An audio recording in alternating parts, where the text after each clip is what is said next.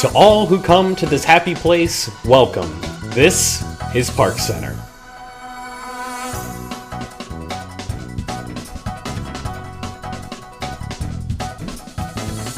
Hello everybody, welcome to this week's edition of ParksCenter. Changed up the intro a little bit for the anniversary for Disneyland.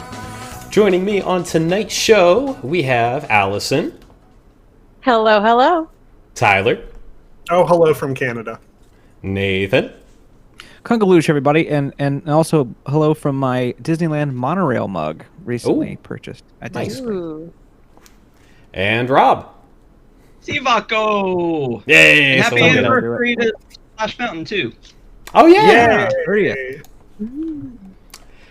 All right, kicking off tonight's show with a bit of a date shuffle that occurred that has made people a little angsty.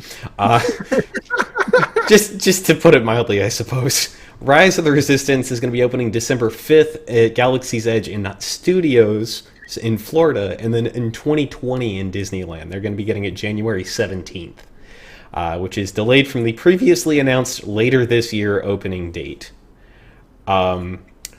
It'll be opening December 5th at Walt Disney World, and if that date sounds familiar, it's because it's Walt Disney's birthday, and what that has to do with Star Wars is...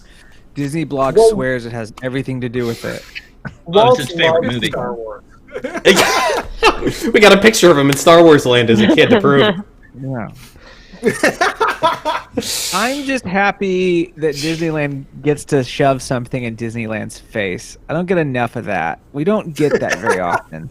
They get all the celebrities that come and show up there, and they do all the special. If there was a special, I don't know, Lion King thing or whatever, the stars would show up there, right? They did premieres there. We never get anything here because it's in Florida.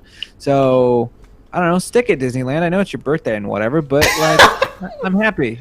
So, shove up, you hoser. Yeah. Oh, God. Well, you know what? So, when I was there at Disneyland and walking around, I think that you can really enjoy Batuu without Rise of the Resistance, but everybody knows this is the ride. This is the one that's supposed to change the industry and be really exciting, and they've got a whole area for it, and they have cast members who stand at that entrance to what will be Rise and just stand there, and they didn't know any answers to any questions of when it would open or anything like that, and so there's a whole piece of the land that you're not seeing yet. I'm happy that there's a date now, but I am really frustrated that it's going to take so long for it to come out. I mean, I want it to be right when it comes out, rather than like Frozen, where it was broken all day and 7-9 hour waits, or the mess with Hagrid and all that. But I mean, that's a long time. So I'm disappointed it won't be there for Reflections when we go. I can't wait to ride this thing. I mean, I don't really have a lot of trips planned in 2020 because I think I have used up all of my favors for 2019 to be able to go to the parks. But I can't wait for this thing to happen. I'm just really super disappointed. It's almost like, hey guys, we figured out what your Christmas present's going to be. It's going to be, this is not going to be ready until 3 months after you thought it was. I mean, it's very disappointing. They're going to soft open it, don't get me wrong. I expect that's going to occur. But there's nothing like saying, hey, you know what we should do right before Christmas crowds hit? We probably should open Rise of the Resistance. Let's open the most elaborate, complex thing that we've ever created, apparently, and let's not do it with a modicum of small crowds or anything like that. Let's just barrel into it. So, we'll find out how this all works. I hope for the best, and because they're taking time, Well, but December 5th, I mean, that's going to be a slow time for them. I mean, obviously, it's leading into Christmas. Right, but it is going to be, I mean, it's kind of like a restaurant opening on Monday. They're going to have the week to get it ready. So they're going to have a little bit of time. Yeah, it's like a week. It's like a week. Yeah, so they have a little bit of time to get it ready. But I also don't understand why, if Disneyland's park was, done so soon, why it's going to take an extra month plus for Rise of the Resistance to open there. It doesn't quite make sense to me. Unless what the Disney blog said was that they literally use this phrase that's and then all of our people will go over to California and finish up the adventure. And it was what? You have only one team for this? Yeah. No wonder it's all taken 7 people have to go and take their paints and then rush over to California and finish up over there. That doesn't quite make any sense either. These are the same people that designed the thermal exhaust port on the Death Star, I swear. Yeah. This is the same people Wow. that like to save on cast member salaries, so maybe they really do only have one team. Yeah, we'll get to that in a minute. No joke. We'll talk more about that. Yeah, but You hold off on that transition when Ben needs it. moving on for the moment, though, to the Skyliner, which is going to be opening officially September 29th, my birthday this year. Hey, I guess I was and going to every say other it was your birthday. birthday, so you didn't have to, but clearly you didn't have a problem pulling that one out. Oh no. Okay, cool. Good for you. This thing, like, I'm excited for this. I'm glad that we're getting an opening date that's during our event. I am looking forward to the Skyliner bar crawl that we're doing. Oh, yeah. If you haven't checked that out, it's what's the website again? I'm a terrible host. Reflection. Thank you very much.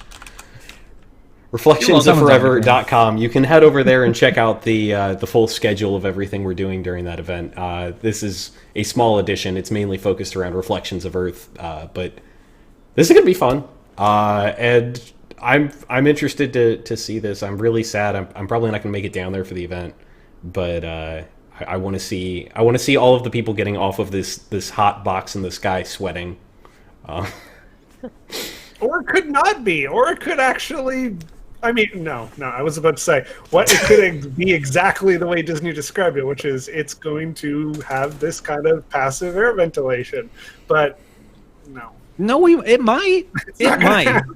It might. we can't believe I actually think it will. I've said it. Yeah. I've said it before because I've been on these things in like also hot and muggy climates, and they are pretty comfortable. It's kind of like being in a breezy, shady spot. It's not the same as being in an ice cold, air conditioned space, but it's comfortable. That said, that morning at the event when this opens, we're starting with a group visit to Galaxy's Edge, and then the Skyliner bar crawl will be after. I'll not be bringing my baby because I am not 100% confident in my analysis, and I don't want her to be hotboxed. Yeah. Oh, yeah. That's not a figurative. No, phrasing don't do either. that thing.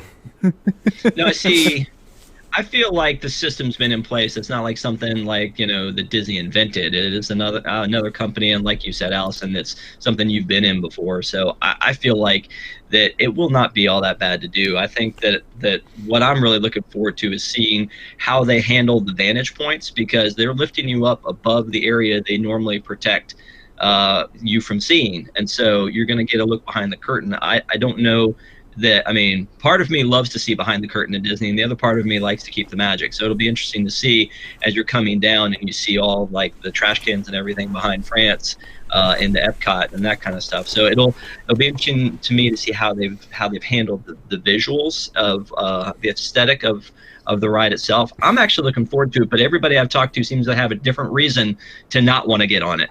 My wife doesn't want to get on it because she thinks it's going to be just a mess of them trying to load and unload, and how long will you stay in there, and that's going to be a mess. And I talked to Jill. She's afraid of heights, apparently, so she's not excited about that.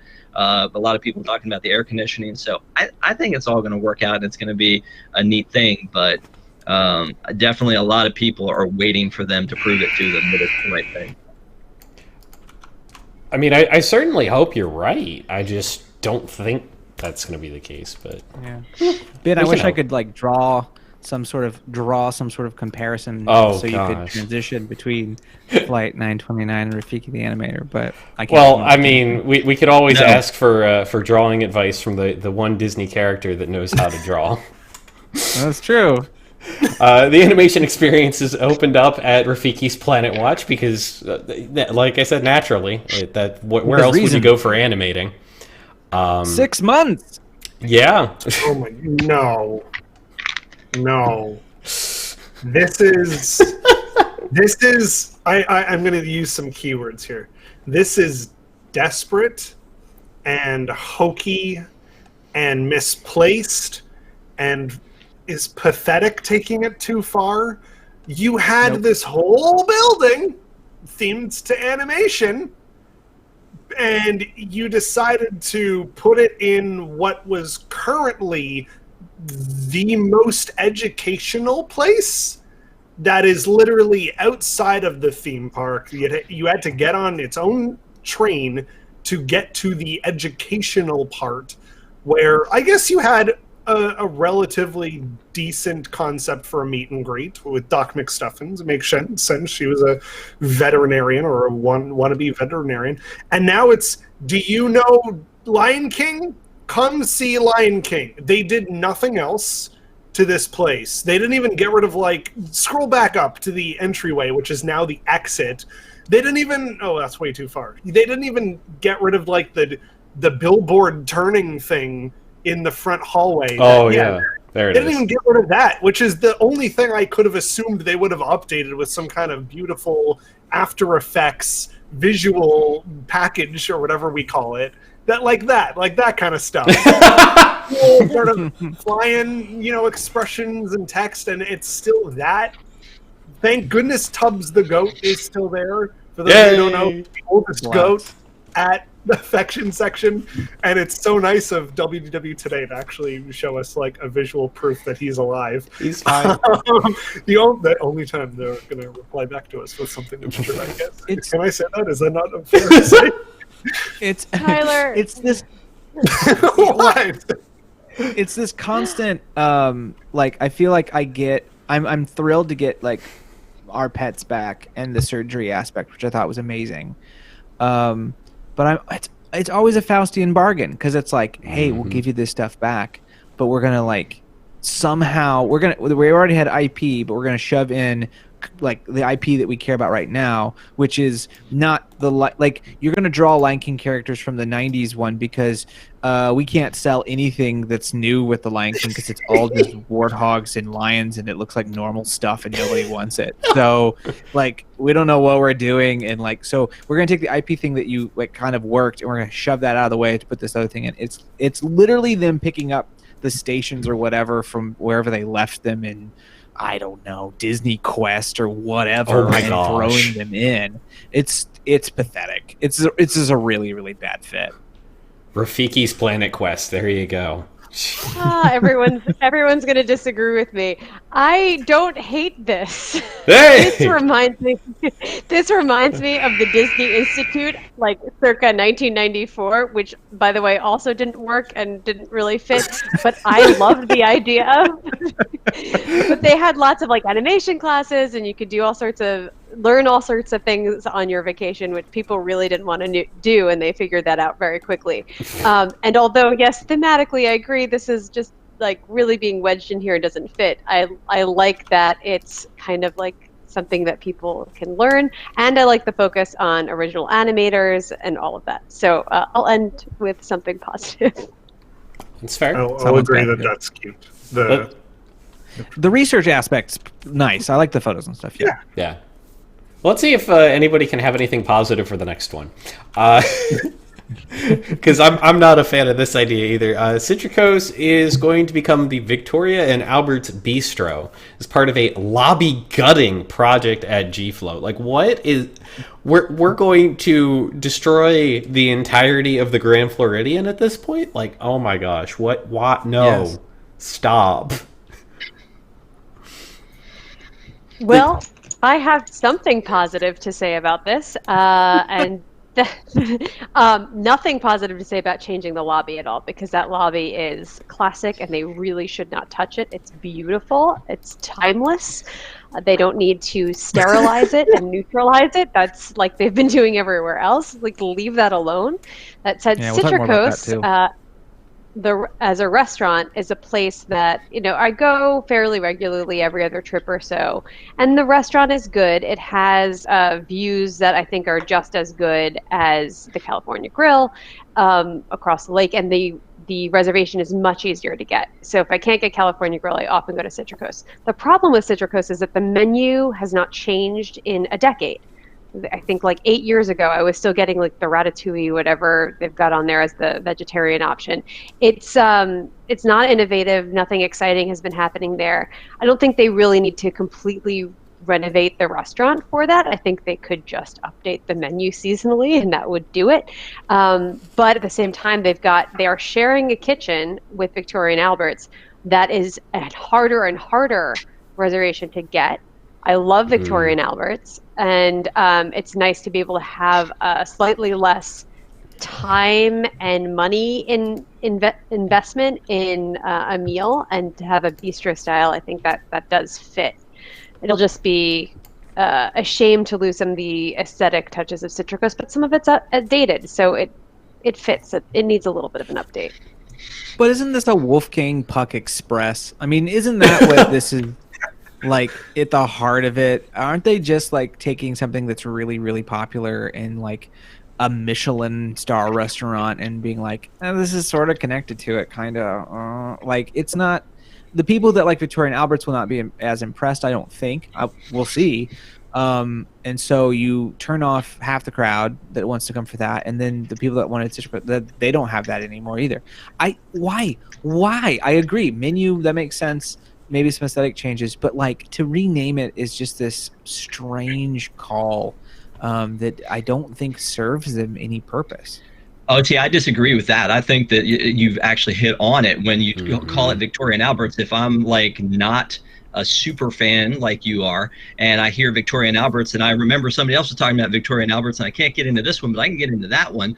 I think you're going to see people actually go in, and maybe that gives it a little bit more credibility too. Yeah. People are like, oh, well, maybe it's more like Victoria and Albert's, and I'll go in there. I think Citricos doesn't mean anything to anybody. I think it's one of those that unless you are Allison, you probably haven't been to every high-end restaurant. I'm a Gasparilla Grill kind of guy. So, when it comes to... Also great food. I don't disagree.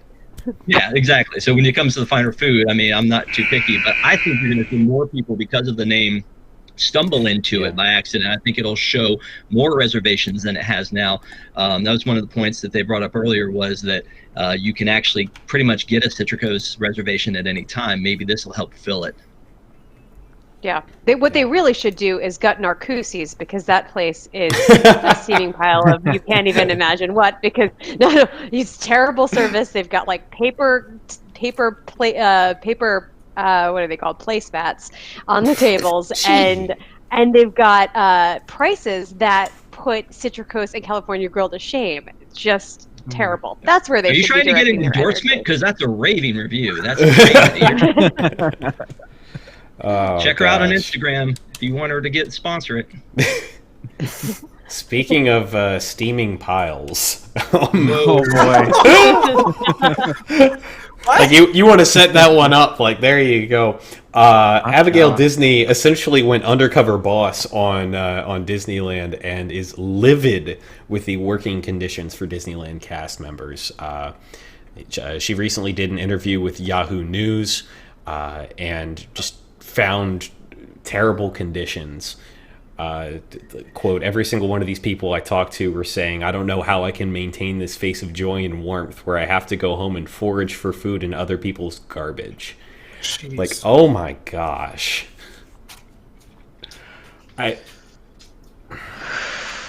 Just wow. Just Who would like to Well, you start? really stood up like someone.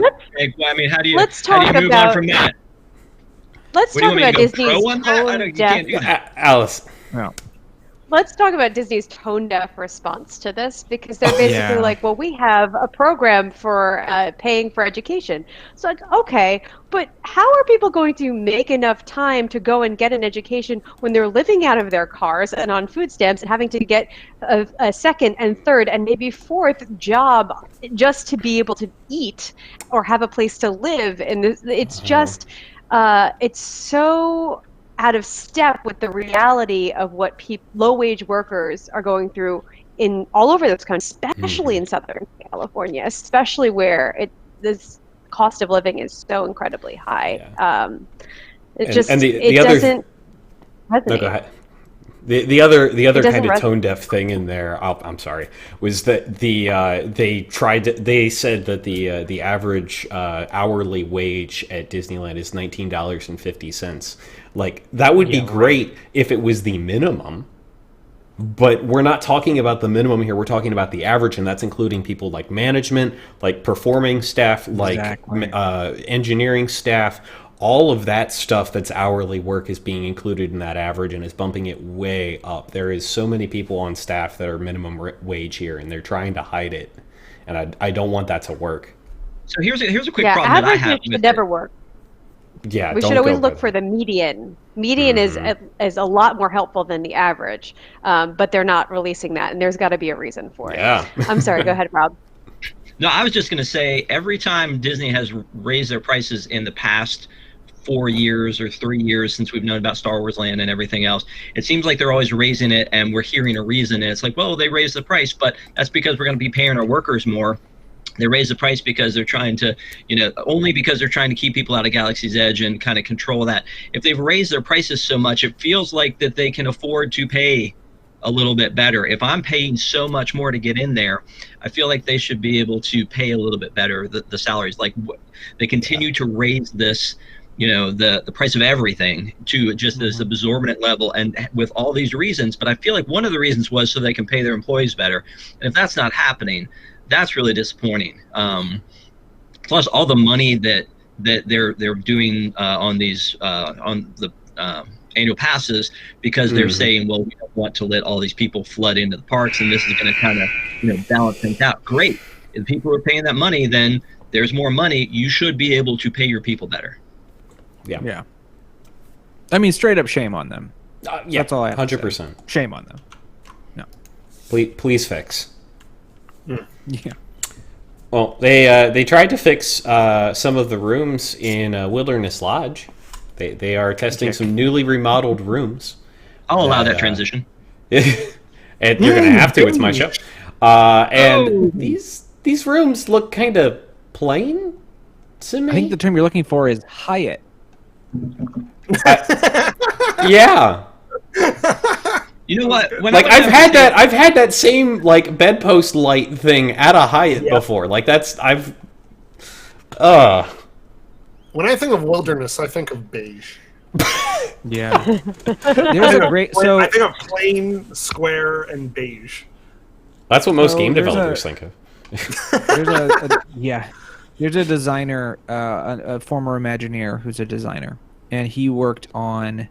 He was talking on Twitter about how they would go and do all of this research and all these different layers for figuring out hotel rooms. And he was just basically lambasting this, and I think he was even talking about Gran Destino and a couple others, just how absolutely boring it's all become. And it's because Coronado. Disney doesn't feel, Coronado. Yeah. They just feel like, well, you're gonna come and what are you gonna do? And you're not even in the room anyway. And it's a shift in mentality that says that this kind of stuff matters or not. And it doesn't. I mean, honestly, you sleep there and then you're gone for the rest of the day. I'm not saying it's like an essential aspect of what's going on, but that's the difference, right? That's the Disney difference. Yes. And if you don't do that, then you're not Disney.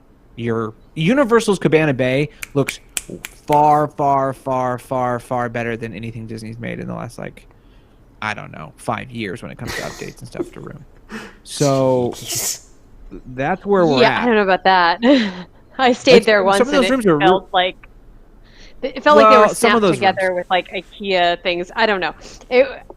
There is design and color. The lobby for sure, and there's design, there's theming, and that's carried throughout. There's no question, and we're losing that at Disney.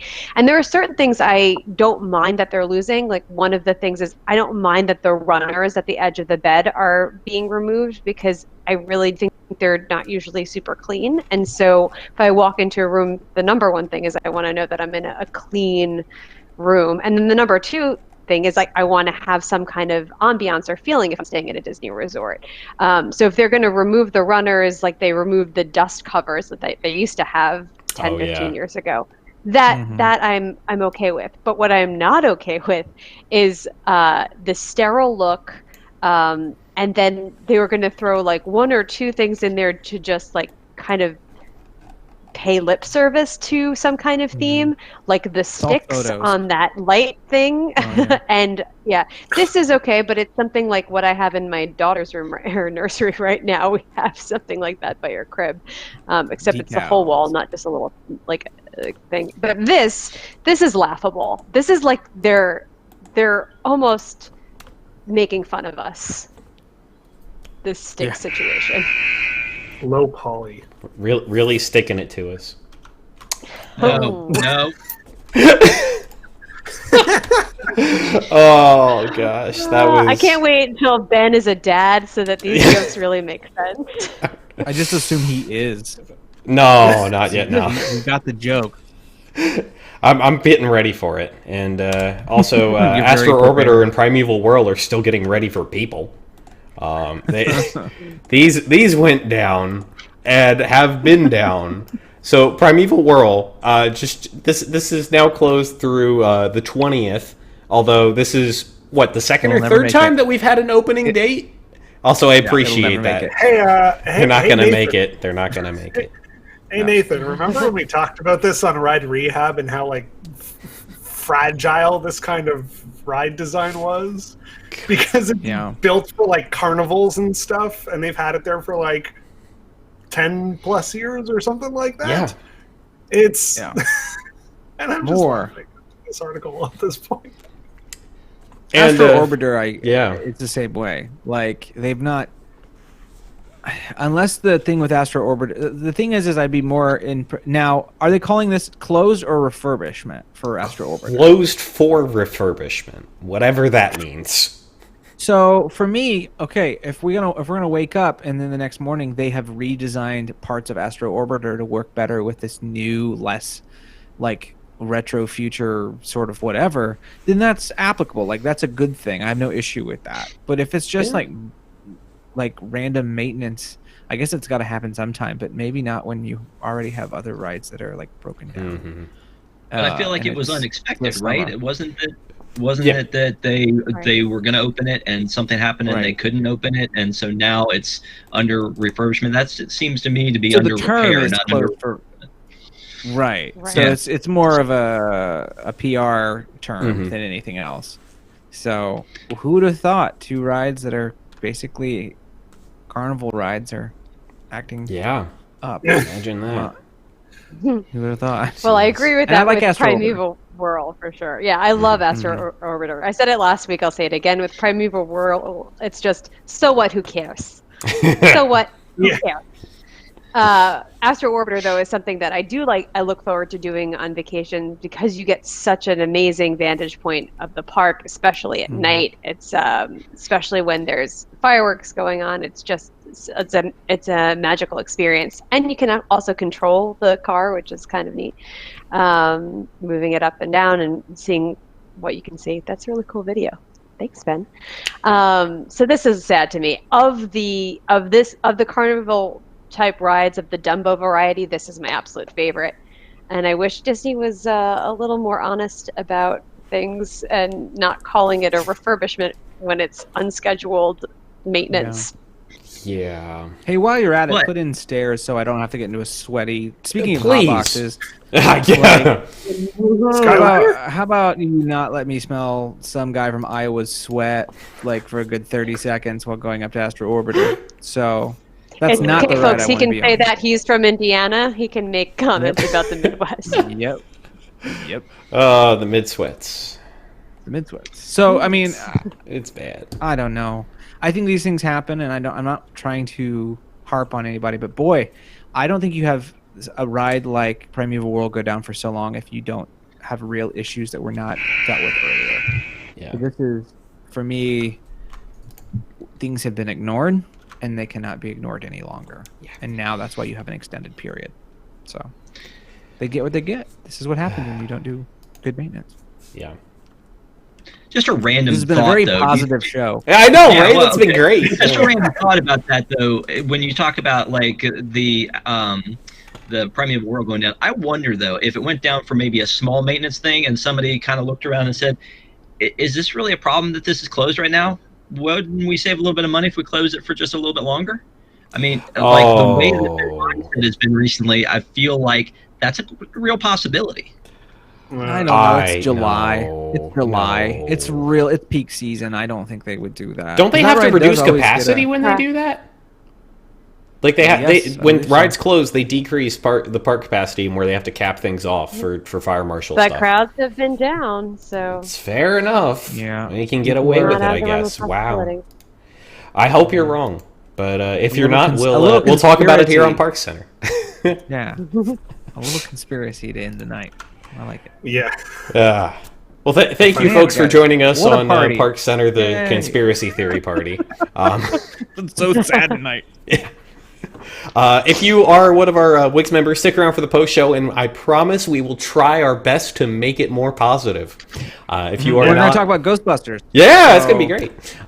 So if you are not a Wix member, head on over to patreon.com/WDWNT, where you can join our WDWNT Interglobe Society, or Wix members for short.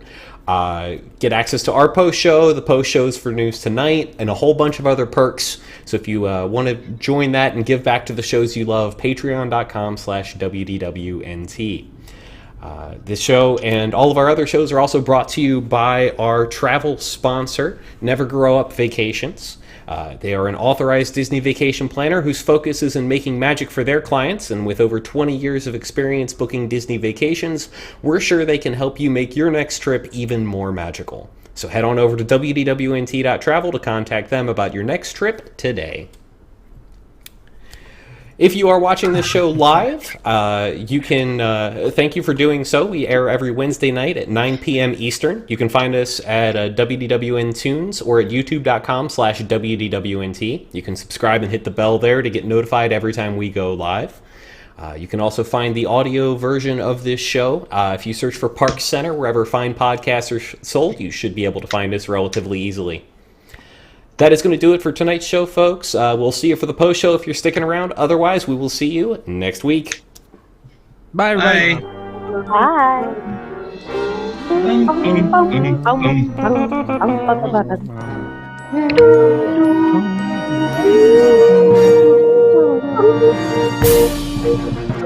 Bye.